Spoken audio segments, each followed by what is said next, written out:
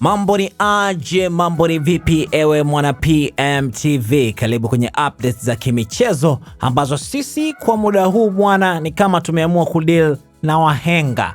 Wahenga wanasema hayawi sasa yamekuwa. Hii kauli ni kama inakaribia kuishi ama kuwa hai, na hii ni baada ya kile ambacho kinaendelea ndani ya klabu ya Simba kuhusiana na mchezaji wao wa kimataifa wa Tanzania, likiwa namzungumzia Kibu Denis Prosper. Kulikuwa na tetesi nyingi kila dirisha la usajili linapofunguliwa, basi tetesi ya Kibu Denis Prosper kuondoka ndani ya klabu ya Simba zimekuwa ni nyingi mno.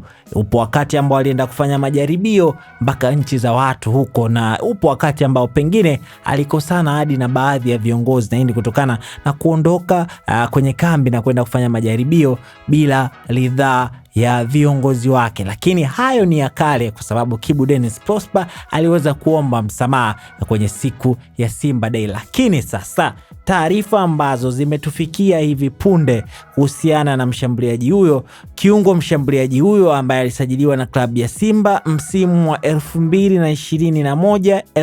2021-2022 akiwa ametokea ndani ya klabu ya Mbeya City. Taarifa ambazo zimetufikia hivi punde ni kwamba yeye ameamua kufuata nyayo za Steven Dese Mukwala pamoja na Fabrice Luamba Ngoma, na hii ni baada ya kukamilisha dili lake la kujiunga na klabu ya Al Nassr Benghazi ya Libya, ambayo kitita cha dola 300,000 za Kimarekani ambazo ni zaidi ya milioni 700 za Kitanzania zimetoshea klabu ya Simba kufanya maamuzi ya kuweza kumuuza kiungo huyu ambaye ilisemekana ama ilikuwa ikisemekana kila dirisha kwamba kuna nafasi kubwa ya kiungo huyo kuondoka ndani ya klabu ya Simba. Sasa wakati umefika, na taarifa ambazo zimetufikia hivi punde ni kwamba Kibu Denis Prosper kesho ndio utakuwa mchezo wake wa mwisho kuvaa jezi ya Wanalunyas, mchezo ambao utachezwa katika dimba la KMC Complex ambapo klabu ya Simba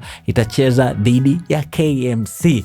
Mchezo huo utatumika kwa Kibu Denis kuweza kuaga rasmi mashabiki pamoja na wanachama wa klabu ya Simba, na hii ni baada ya dili lake kujiunga na Al Nassr Benghazi kuweza kukamilika. Sasa wewe pia acha komenti yako hapo, unajisikia vipi kuhusiana na Kibu Denis kuweza kuondoka? Ni wakati sahihi ama unafikiri alitakiwa kubaki ndani ya Msimbazi? Lakini pia wakati unaacha komenti yako hapo, usisahau kasino ya mkononi ipo PMBet. Kuna michezo zaidi ya 5,000 ambako huko ukifanya mzungusho ama spin yoyote ya kuanzia shilingi 500 unashinda pesa, lakini pia unaingia kwenye draw ya kushindania magari ya kifahari. Hapa nazizungumzia Toyota Harrier, lakini pia nazizungumzia G3 ambazo zipo pmbet.co.tz. Mimi naitwa Raymond Elias.